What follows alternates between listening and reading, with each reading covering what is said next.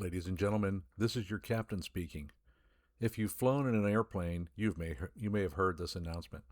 The captain's voice sounds calm, reassuring, at times parental. It's not an act, it's a skill.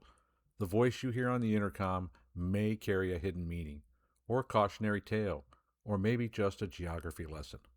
But it's the same measured voice, no matter what is actually happening, which means you can't tell the difference between something good or something bad.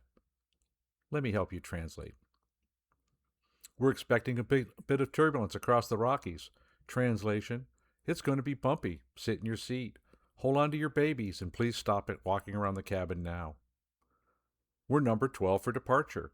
Translation: we're sitting here for a while, and I'm sorry, I'm sitting here too.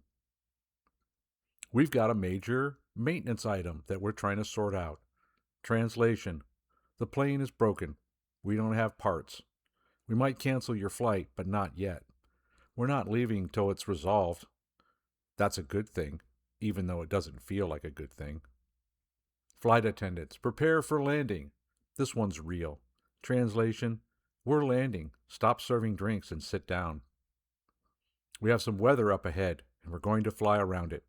Translation: we are traveling 300 miles south of course to miss a big thunderstorm. Then there are those times of nothing, silence, no announcements. The plane is bouncing all over the place. It's dark, it's noisy. Smoke in the cabin, screams and whimpers. When pilots are managing something real, they're talking to each other, to air traffic control.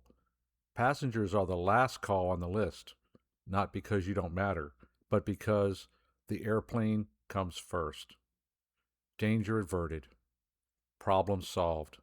Back to normal. You hear that familiar ding in the cabin, and a calm voice comes on and says, "Ladies and gentlemen, this is your captain speaking."